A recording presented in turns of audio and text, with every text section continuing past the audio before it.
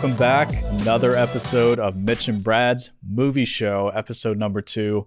And this is going to be a very musical one. So we like to keep it fresh. We like to have a nice variety of stuff that we talk about. And we're really setting the precedent going forward with covering superhero stuff last week. And now we're going to cover the musical side of movies. So I know, Brad, you got to be very excited about this episode. You're a very big musical guy. I do enjoy a nice musical. I can't lie. That's the end of that statement. I just love musicals. He just loves the musicals. There you go.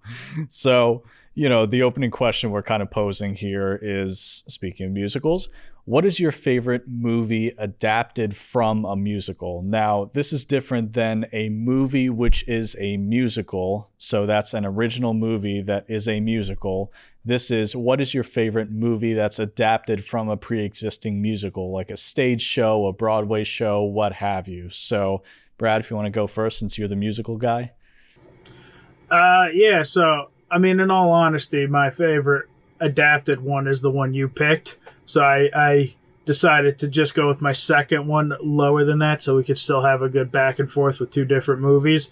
And so I went with Mamma Mia because I enjoy a nice ABBA. And I think that one was... that one was really good. It wasn't sad at all. I just liked that the music was all poppy, upbeat, really good, toe tapping. Saw it, in theaters, saw the second one in theaters, with a couple of friends, or actually just one friend who she's like one of my really close friends and everything. And she loves musicals, and her husband's a guy I've known for 30 some years, and he hates musicals. So I've become the de facto, we go see musicals together person. So, she's my musical movie theater goer, and we both love these movies. The Mamma Mia movies have just a great soundtrack. Yeah, and I will say I'm in a very similar situation where my girlfriend, hopefully she's watching this. If not, then, oh well. But, she thinks I hate musicals. I don't mind musicals. It's not something I really seek out that much. But, you're maybe that kind of friend that she would go to see musicals with as well. So I will say I don't mind musicals, but, they're just not really my forte. But yeah, Mamma Mia, as soon as you talk about that movie, as soon as you talk about the music behind it, it gets stuck in your head. Who doesn't love Dancing Queen, Mamma Mia, all these other songs that are on that soundtrack that are from the band itself? It just they're songs that just get stuck in your head endlessly, that just play on a loop, and they're not even ones that you can be mad about that. I got it stuck in my head right now, and I don't mind at all. They're earworm songs. ABBA puts out earworm music, I guess. And it's interesting when you realize that ABBA got their start with Eurovision, which I didn't know until that movie came out last year. And I started researching Eurovision and realized that that's where ABBA started, was Euro. And it makes sense because Eurovision is all about kind of offbeat, poppy, earwormy type music. And for them to take that and turn it into, I think it's one of the most successful Broadway plays ever. And two fairly successful. The first movie was successful. The second movie I don't think was as successful, because I think in the first movie they kind of rolled through their library, and in the second movie they were picking up those B-sides that aren't as familiar, and so it wasn't as popular. Still good though. Of course, and almost unknowingly, I kind of grew up on ABBA as well, where in the 90s, there was this band called the A-Teens, and they essentially just did covers of ABBA songs. And I didn't even know it because at the time I'm just a kid, and I just thought, oh, this is a really catchy song that they're playing on the radio a lot. Well, it blew my mind later that I found out that wasn't the original version, but still, just no matter what, it just shows no matter what generation you are, the music is just catchy as anything, and it really just it sinks its hooks into you. So speaking of music that sinks its hooks into you, my favorite movie that is adapted from a pre-existing musical is Grease, which apparently was Brad's answer. So unknowingly, I kind of stole your answer a little bit. But talk about another all-timer. Grease is just, again, you talk about the movie and instantly a song from it gets stuck in your head, or multiple songs. Everyone has their favorites on this soundtrack. I would say if you really press me, my favorite is probably Grease Lightning off of this soundtrack. But again, a lot of memorable songs. And I'm sure, again, as soon as we started talking about the movie, a couple got stuck in your head as well. Yeah, I'm a opening kind of. I like Summer Nights the best. That's my favorite song from the movie. But yeah, that is. When it comes to movie musicals, that's number 2 on my list all time, just below La La Land. La La Land, top 3 movie for me all time, but it didn't fit the criteria for our opening question. But Grease is. I've seen it. I've seen it. I've seen the stage production of it. I've seen the movie a million times. I even went to the theater and saw they had a sing along version released to theaters at 2018 maybe or something like that, and I went to the theater. It wasn't packed or anything, but the people who were in there were all singing along. Not me. I was in the back, just I watched the movie. But it's a legendary movie. The second one, not so much. The first one, an all-time legendary movie. Yeah, I think the first one really kind of cemented John Travolta and his acting ability and his name in Hollywood. If it didn't before that, then Grease, I think, certainly did. And it just, he's just so fun to watch, and Olivia Newton-John as well. And it's such just a fun family movie. I mean, maybe not everything in that movie is completely family friendly by today's standards, but still a great movie to watch with the kids and get them, hooked on the music and just to really kind of introduce something to the past for them. Without a doubt, I play that in my car. I have my nieces or whatever nieces. They're my friends' daughters or whatever, and I play Grease for them, and that's when we're driving down the road and we're just windows down. We're blasting Grease and singing along to it. I'm that guy. I'm sure that's a great sight. So, hopefully you have your own favorite musical at home that you like listening to as well. And, let us know what that is. And if we really, messed up here with our picks, if there was an egregious one that we really left out. So let us know. And let's move on to talking about West Side Story, both past and present.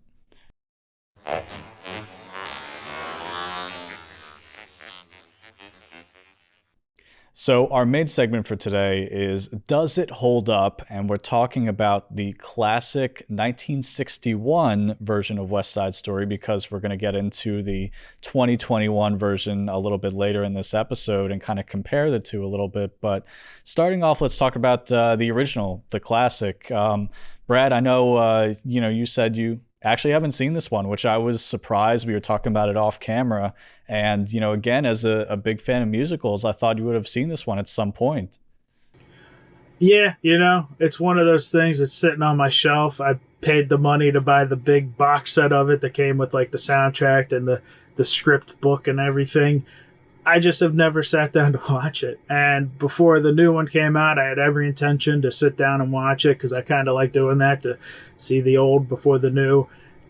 Just time got away from me. Didn't get the chance to see it. I know the legacy of the movie. I know, I can hold my own in a conversation, I think, but just have not sat down to watch it yet. Will eventually, just not yet.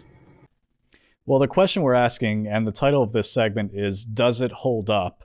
And I think for me personally, looking at this movie from 1961, 50 years ago, I think the answer is yes. It just, going back, and I actually did watch it before I went to see Steven Spielberg's 2021 West Side Story, and I think it still holds up. It's still a really good musical. I think maybe some things were a little bit out of time. Maybe the camera shots or the acting is maybe a little bit outdated, but overall, I think it does. What people come for is the musical numbers, and I think these ones are really good. The movie is very colorful, which I think they were probably taking advantage of at the time, because color TV and color movies in color were still a little bit new. So it's very colorful. And I was really surprised when I went back and watched it, because I guess maybe I'd forgotten that, or maybe just hadn't seen it in a while. But it's very colorful, very well choreographed, of course, with the song and dance numbers. And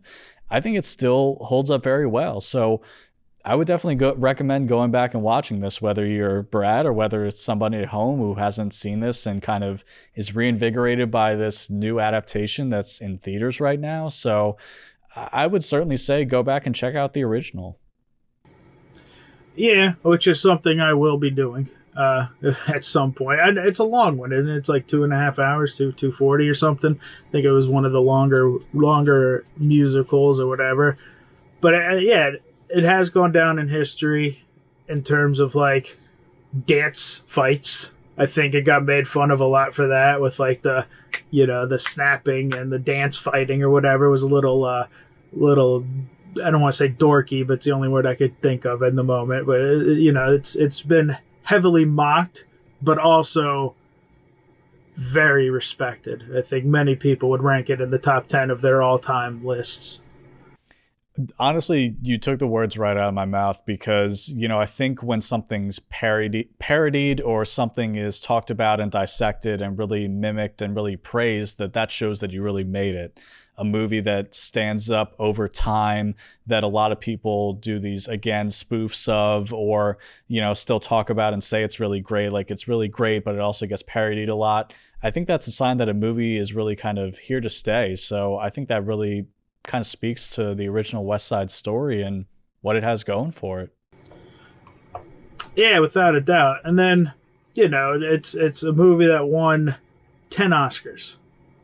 That's no small feat. It won Best Picture, it won Best Actor, Best Actress, Director, Cinematography. I mean, it looks like it won everything it was nominated for, with the exception of it didn't get screenplay. It lost screenplay.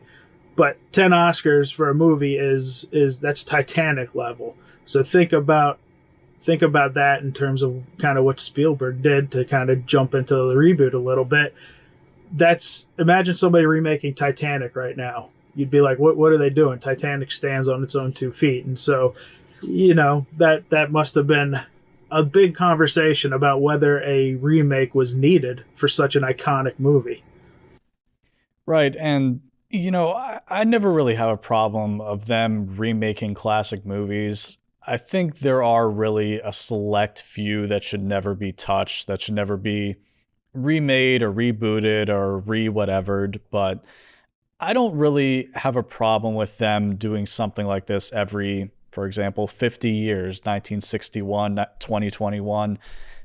Because technology evolves a lot with things behind the camera, with the way you can shoot certain scenes, with lighting and coloring and all these different things that go into making a movie really have advanced, even in, let's say you do a remake or a reboot or whatever from 20 years ago. It just, technology advances, and I think, the quality of acting gets better over time, and I think it's just not necessarily always a bad thing to reboot or remake something.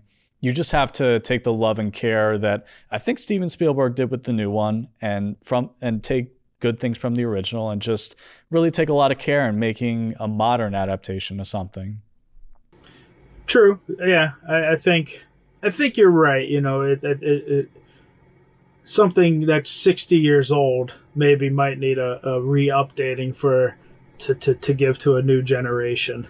It unfortunately doesn't appear that new generation has showed up for this movie, for this remake, but we'll delve into that in a little bit. But I guess to get back to your whole does this hold up type stuff, do you talk about the actual filmmaking or whatever, and you notice it seemed almost more, you can look at like the screen, if you were to do a side by side of the two, it's like kind of like you said, the original is more almost comic booky in its color palette or whatever, whereas Spielberg's update has a lot more darker, realistic, almost gritty look of the material. So somebody who's seen them both, unfortunately I haven't yet, but what did you think about that? Was it a different feel to each movie because of just the simple colors and bright colors of the original to the darker colors of the remake?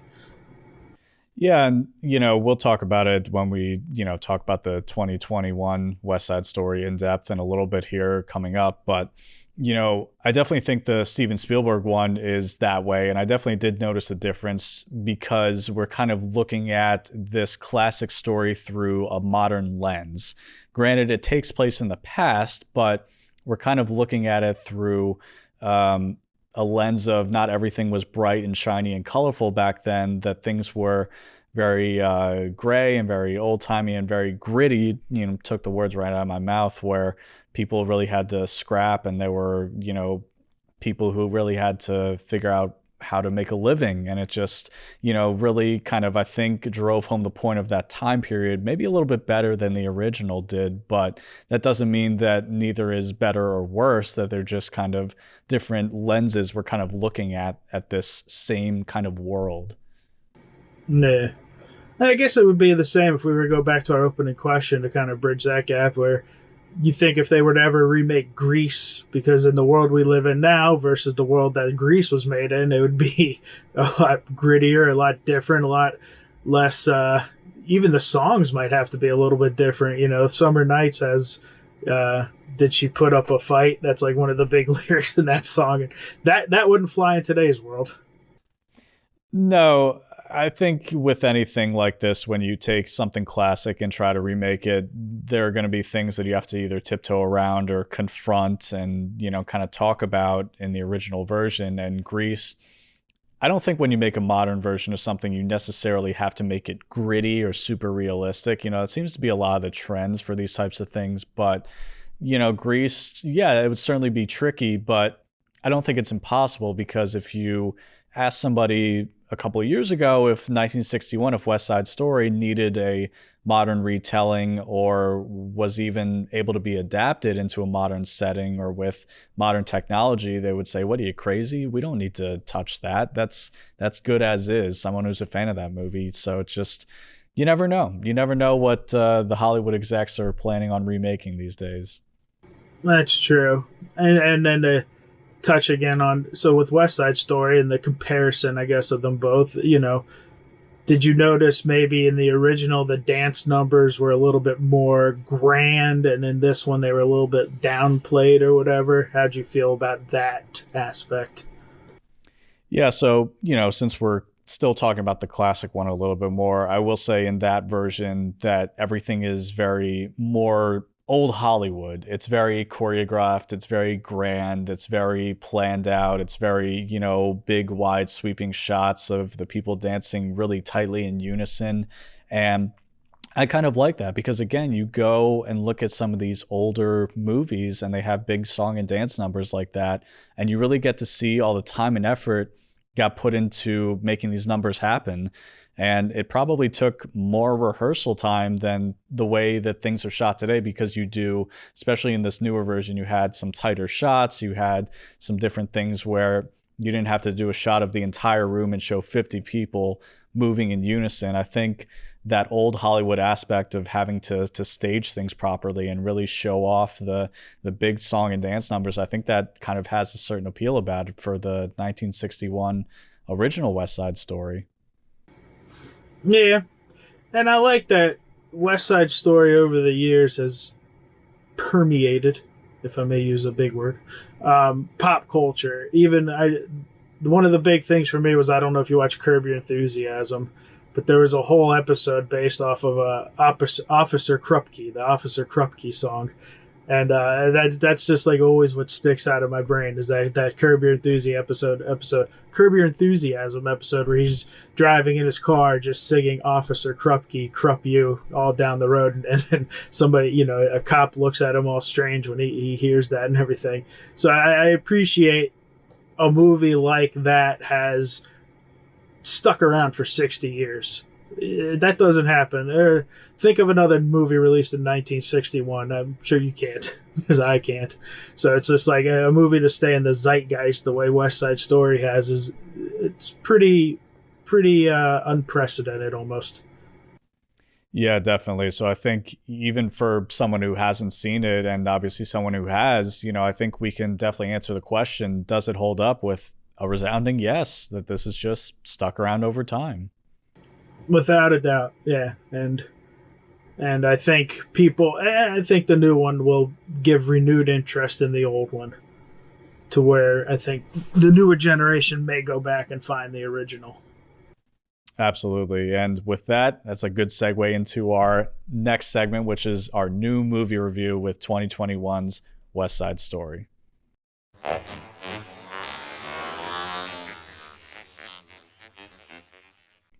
So, to close out this week's episode, our new movie review of the week, we're taking a look at 2021's West Side Story.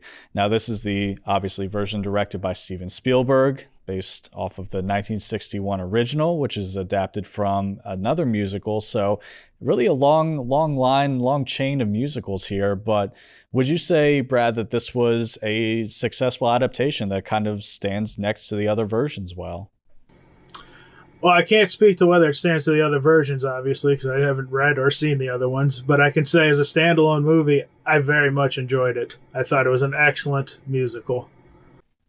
Yeah, I definitely, again, bringing a lot of the classic songs in, and again, just using that modern technology to kind of remix them and using different audio equipment again to bring that kind of modern freshness, that modern technology, that modern crispness to this. I think it really succeeded. So let's dive into it. Obviously, this is based on a 60-year-old movie, so we're going to be going into spoilers, but they're already kind of been out there for 60 years anyway. So let's get started.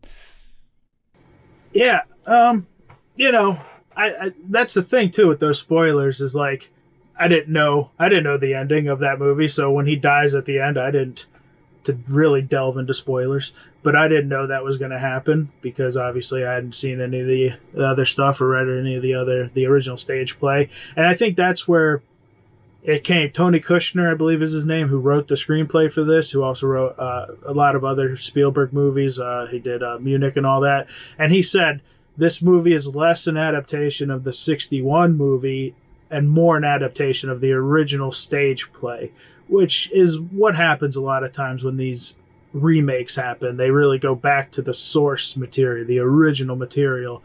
And so that's what I think what gave them, maybe if they had pause when they were originally going to do it about adapting, a 10-time Oscar-winning movie, it was, we're going to bring it back to the original source material, which, for my money, made a great movie. No, I agree. It was a really good movie. And as someone who saw the 1961 original, for me, I haven't seen the musical, the stage musical, whatever you want to call it.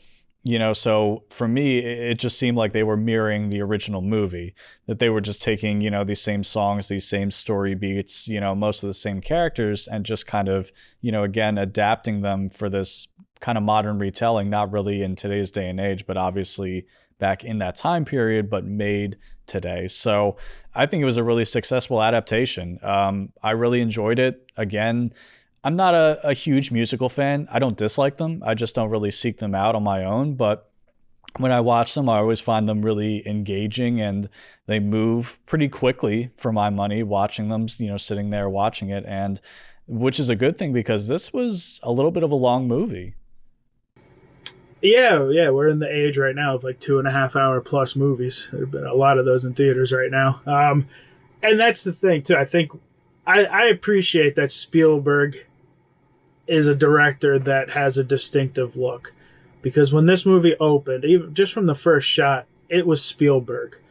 The color of the movie, the shots, the epic, you can tell what shots were done with cranes and what shots were hand. I mean, you just felt the true Spielbergian, if that's a word, of the scope of the movie was very Spielbergian, to say it twice.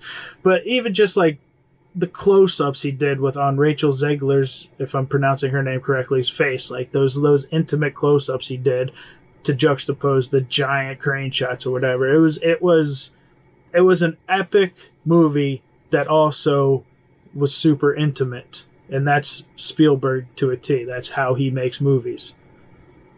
You took the words right out of my mouth, because something I've been seeing a lot of praise for online with this movie is Steven Spielberg's direction. And you hit the nail on the head. I really liked his colors that he used in the movie. Not just his color grading, which is kind of like the filter that he kind of slapped on all the shots. Like, it's a cool blue in the morning when the movie opens, kind of going over the city. And he used different colors to kind of differentiate some of the sharks versus the jets.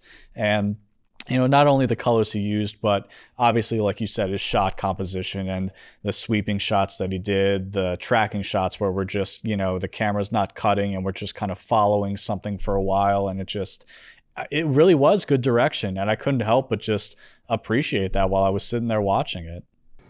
That's the thing. I think, like, yeah, people like you and me, we're movie nerds, obviously in jock bodies, but movie nerds to begin with. And so when we watch a movie like this, we're not just sitting there in the back of the theater, just enjoying it. We're like picking it apart, like every aspect of the lighting, the everything. And when you can nail it, I mean, I don't think Spielberg doesn't miss very often. If I can think of anything, in all honesty, that he's done that I didn't like, and this was his first musical ever, which is not everybody does a musical, but he to take something as iconic as West Side Story and to turn it into a Spielberg movie that felt like a Spielberg movie, that shows that guy is top two, top three, top one directors of all time. Absolutely. I think he kind of proved it with this one, is that he's still one of the best filmmakers we got working today. And, his past catalog of movies speaks for itself already, but then he goes out and he makes a movie like this. Again, his first musical, knocked it out of the park. But, it leaves you wondering what is the guy going to do next? He just makes great movies. So I will say something that did take me a little bit out of it, just a little bit of a note, for his directing kind of style, or maybe it wasn't his decision, who knows. But something that took it a little bit out of it for me was there were a lot of lens flares in this movie. And I don't know if you noticed that either, but it seems pretty unnoticeable to me, or seemed pretty noticeable to me, excuse me. It just kind of takes you out of it a little bit, where you're supposed to be in this kind of classic time period, and there are a lot of lens flares in this movie. So he went full J.J. Abrams on you with the lens flares. Isn't that what J.J. Abrams gets a lot of crap for? He does a lot of lens flares. That didn't stick out to me. Maybe you saying it now doesn't stick out to me. So that might have been one of those things that hit you that didn't hit me. That's fair. I figured, again, movie nerd thing, like, I figured you'd probably notice it too. I don't try to look for things like that all the time. I usually just try to immerse myself and just enjoy the movie and not try and pick apart every little thing or notice little things here and there. But sometimes you just can't stop your brain from thinking, oh yeah, this and this. I like the way that shot looked. But yeah, I definitely did notice the lens flares. And again, it's a very modern thing that kind of takes you out of it a tiny bit. But other than that, I don't really have a lot of negative things to say about the directing. Yeah, I know there was the controversial choice before the movie came out to do the Spanish language in the film. There was a decent amount of it, and it didn't have any subtitles to it. And when I first heard it, I was like, I didn't like the thought of that, because I was like, well, I want to know what these characters are saying. But then when you see the movie, I didn't miss the subtitles at all, not one bit. And in all honesty, I was thinking about it as I'm watching the movie. You're so immersed in it that if subtitles had popped on the screen, the little white letters at the bottom of the screen while you're watching, it just randomly popped up, probably would have taken you out of the movie. You wouldn't have been as immersed in the film or hanging on the words of the characters if you were like, oh, and then had to read the subtitles. So it was a controversial decision that before I saw it, I was like, I don't like that because I want to know what they're saying. As I'm watching it, didn't miss the subtitles at all. Understood what they're saying, understood the theme of what they were saying, what they were getting across, which is all you really need to do. And so I think it's something that's been blown up on the internet pretty heavily. But when you actually see it, not a big deal. I agree. And I'll take it a step further and say that I think you're right. I think it almost adds a little something not having the subtitles in there, because like some other characters in the movie, you maybe don't understand every word that the characters say. And, you maybe get a little bit frustrated by that, but then you have the people telling them, hey, speak English, you're in America. and it kind of puts you in the shoes of those people, and then it makes you kind of second guess yourself and say, all right, you know what, fine, that's okay if you don't speak English. And it creates this little dynamic. It really puts you in the shoes of not only the Spanish speaking characters, but the American or the English speaking characters as well. So I agree. It didn't bother me at all. I wasn't really expecting there to be subtitles. So I think if you're right, if they would have popped up on the screen, I think I would have been a little surprised. I don't think it would have taken me too much out of the movie, but I think, again, it kind of added a little something by not having subtitles there. Right, because it's different from watching like a foreign film like a Parasite, where if you're watching a foreign film, or even if you watch Squid Game on Netflix. I know a lot of people watch Squid Game with the English dubbed and not subtitled. I can't watch English dubbed. English dubbed is horrible. I need to hear the original actors saying their original words in their original language, and I can read on the bottom what they're saying. I guess the point of all this is, like, a foreign movie like that, you need the subtitles, or you may not get the movie at all. And I think Bong Joon-ho, who directed Parasite, had one of my favorite acceptance speeches ever. He said, once you get past the little 1-inch thing on the bottom of a screen, you open your world up to a whole new world. You open your mind up to a whole new world of movies. And so to say, with West Side Story, it was an English language movie. There was Spanish in it that was heavily plotted Spanish. Like, it wasn't just throwaway lines, as they say. It wasn't just C or whatever. It was actual dialogue in Spanish. But when you're watching the movie, when you're immersed in the movie, you get what they're saying. You understand the overall whatever of what they're saying. And in something like this, those little subtitles probably would have taken you out of the experience a little bit. Yeah, no, I totally agree. So let's talk about, obviously, West Side Story. With this story, you need two good main leads. And with that in mind, I think both of them did a really good job in this, that they have to sell their performances. They have to be able to sing. They have to be able to dance. And I think the two leads, Ansel, if I'm saying that right, Ansel Elgort as Tony and Rachel Zegler as Maria, I think they both really sold their performances as the leads, and I really felt engrossed with their story. I thought it was really well acted. Again, I think they sang pretty well. I kind of maybe picked up a couple auto tunes with Tony singing some of his songs, just a tiny bit, but I think they were both very good, and I think the two leads which needed to be good in this movie definitely hit the spot. Yeah, I agree. I think, probably like most people, I knew Ansel Elgort going into it from Baby Driver, and I think it was Fault in Our Stars he was in with Shailene Woodley. And so I was already kind of, I already think the guy's a pretty good actor. Baby Driver is just one of the best movies ever, in my opinion. But the other girl, Rachel Zegler, I'd never heard of before, and that's a good thing, I think, because you don't go in with any... you're not like, oh, that's the girl from this, singing a song or whatever. So it was kind of nice seeing a fresh face come into a big major Spielberg movie and knock it out of the park. Absolutely. And, this pretty much essentially was her first movie, and she's got a couple big projects coming up as well. She's had some TV appearances in addition, but to really knock it out of the park, kind of on the big stage for the first time in a Spielberg movie, again, I can't credit that enough with her. Again, she did really well. I didn't really feel like I was being taken out of the movie by bad acting, or she couldn't sing, or whatever it was from her performance. I think she did really well, and the more I think about it, the more I like it. Again, it was really good, and their story, their connection felt really believable, especially for these cynical modern times and people falling in love at first sight. I think they did it really well.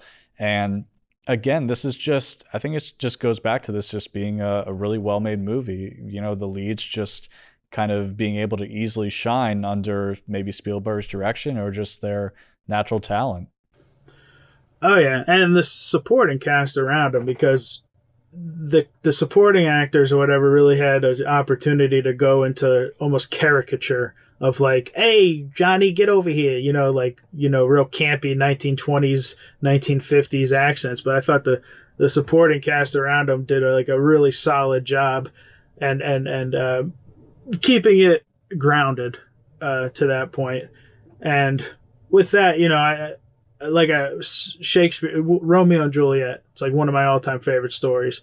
And so, you kind of know going into this that it is West Side Story is essentially just a modern retelling of Romeo and Juliet, which I really enjoyed. And it shows, man, how you can take kind of like one of the most famous stories ever, and just you tweak it just a little bit, man, and it just becomes something so completely different.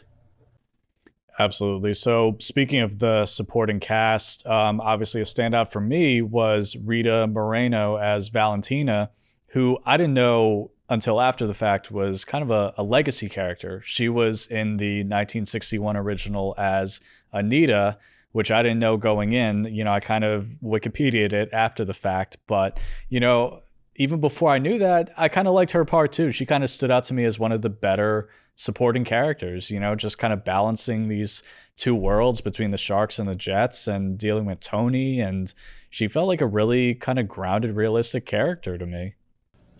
I liked Rita Moreno a lot in this movie. I like Rita Moreno normally anyway because I've seen her in a lot of stuff, except for her most famous role, obviously. But I'm being a big fan of hers. I like that. She came in, she was awesome. If the Oscar nominations come out and she's on the list for supporting actress, that's something I'd like to see, actually, because I thought she did a phenomenal job with it. And she was really the kind of the moral center of the movie. She's a supporting character, but she's the one who has to deal with, she's the center, she's the Jets and the Sharks, and she's the one who's kind of in both worlds. And I thought that I liked that dynamic where both sets of these people came to her almost for the guidance or for advice and stuff.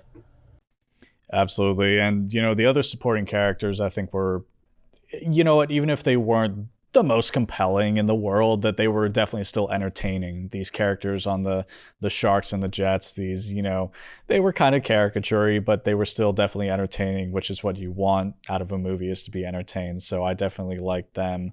But yeah, she was definitely a standout for me. But, talking about this movie, we have all these good things to say about it, but it didn't do well at the box office, and people have their theories, and maybe they just don't show up to see musicals. It just, why do you think this one in particular, or maybe the bigger picture, why do you think this one underperformed? Well, this year hasn't been good for musicals. You have In the Heights, which was I thought was a phenomenal musical earlier this year. Did horribly in theaters. You got other movies that were dropped direct to streaming, like Annette and Tick Tick Boom, that are great movies that you haven't really heard that much about. Honestly, Tick Tick Boom dropped on Netflix. I was really looking forward to seeing it. I didn't even know it dropped on Netflix until like last week. So I watched it, and it's great. You should watch it. But musicals this year just have not done well. And you could say the pandemic definitely played into that. They're saying older audiences, which this is a movie geared towards older audiences, just aren't comfortable going to a theater yet. Obviously, younger audiences are with Spider-Man's success, but will this movie find an audience on video? Probably, but I don't know. What do you think? How do you agree with those? I think so. I think musicals usually at the box office, they don't really rake in the dollars opening weekends, but they stick around for a while. They're maybe steady earners over time, but it always seems like such a gamble where you have a musical that does fairly well at the box office, but then you have something like this, which is around $100 million movie, and it just, unfortunately, not enough people go to see it, and it's labeled a box office bomb, even though it's not a bad movie. So it's kind of a puzzling thing, because like you said, we had people show up to see Spider-Man and make it $1 billion movie in a week or two, but this just kind of struggled, and maybe it has to do with musicals, maybe it just has to do with the time and place that this particular one released at, but Yeah, it just, it's a shame movies like this sometimes don't rake in the box office dollars like other ones.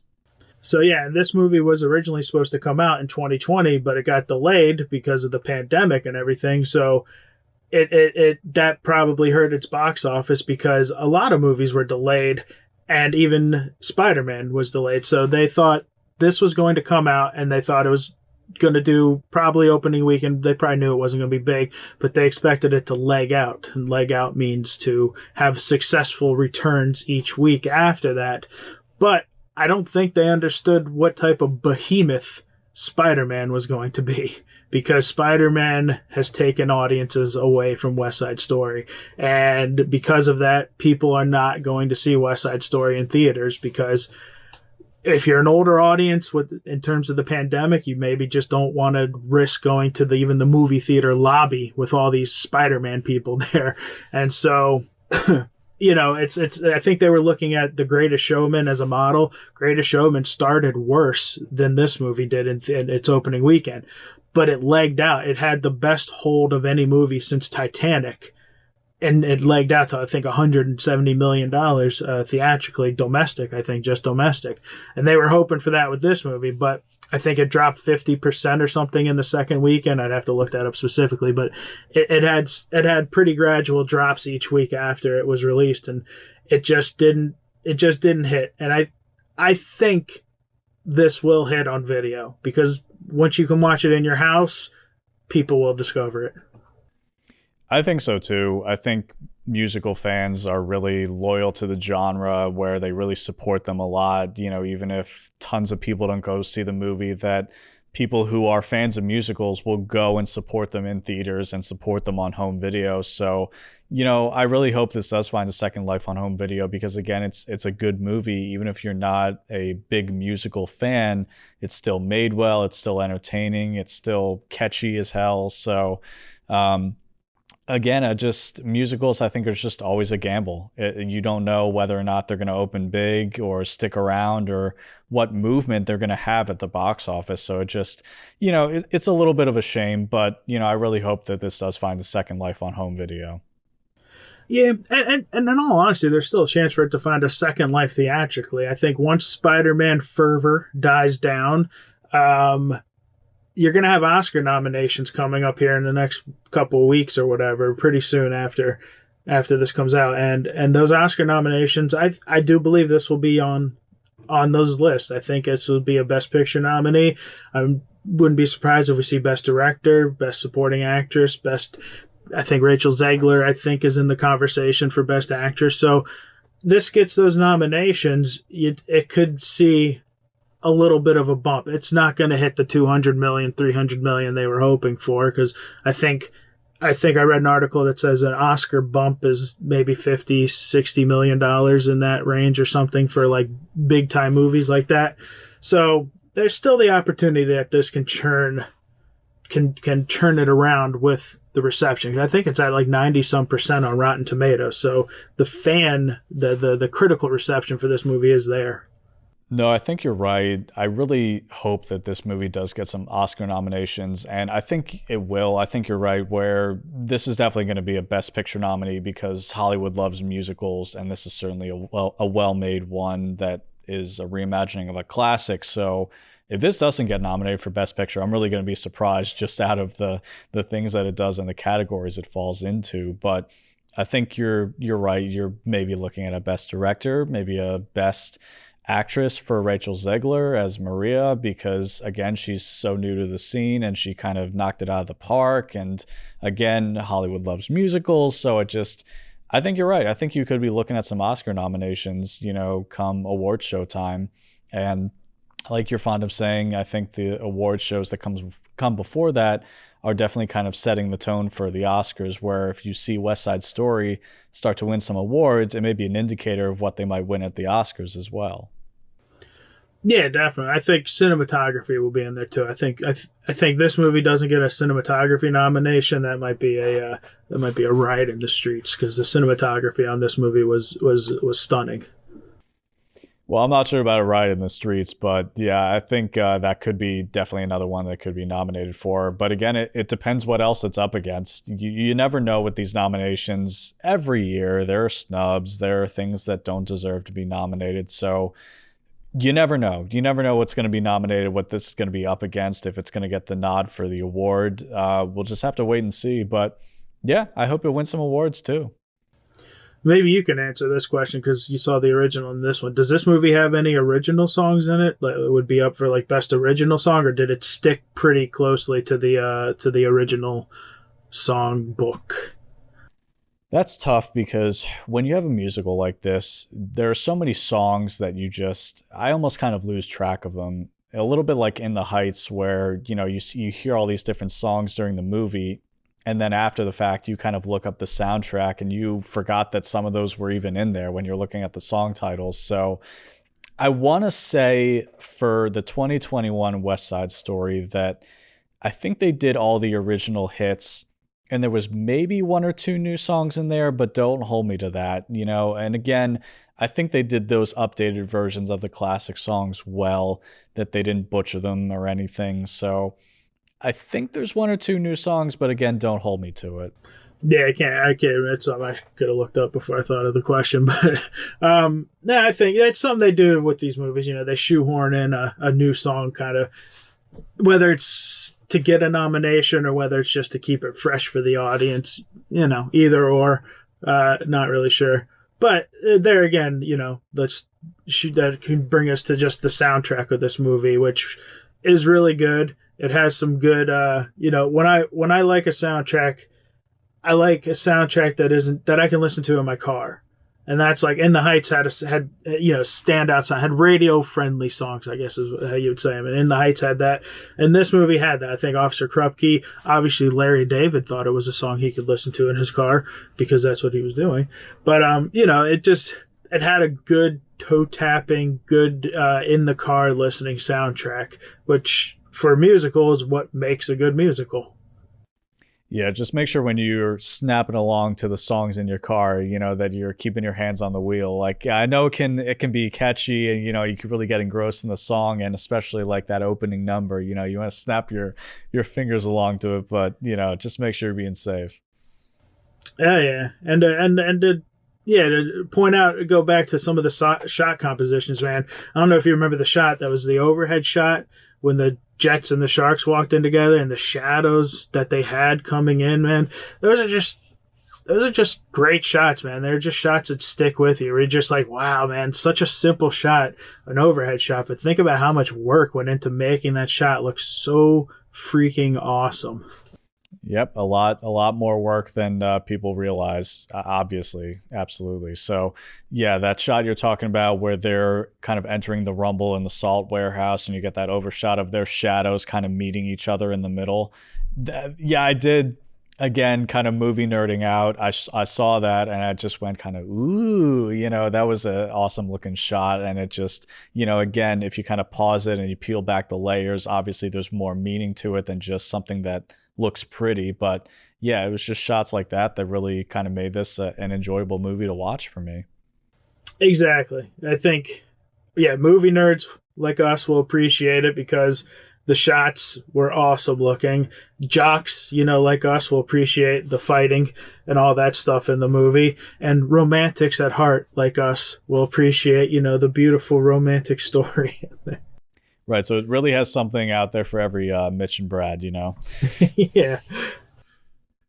So thank you, everybody, for tuning in for another episode of Mitch and Brad's Movie Show, number 2 here on the docket. And, we just want to say thanks for watching, listening, engaging with us. Again, feel free to drop a comment on this video if you're watching on YouTube, to do all the YouTube things, leave a like, subscribe, all those different things.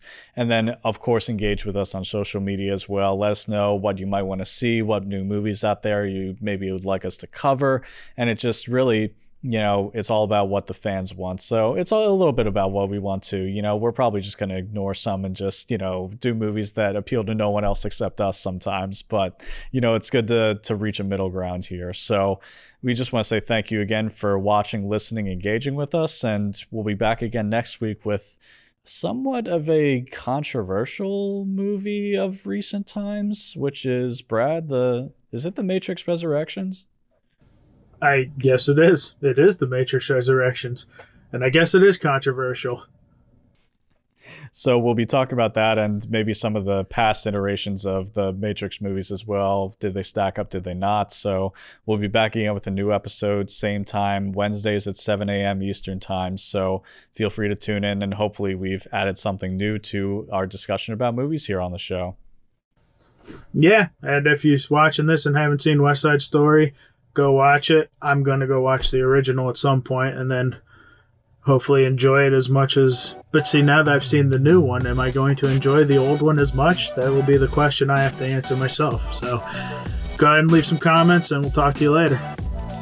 Absolutely. I'll be eagerly awaiting your response on that, and we'll see you next week.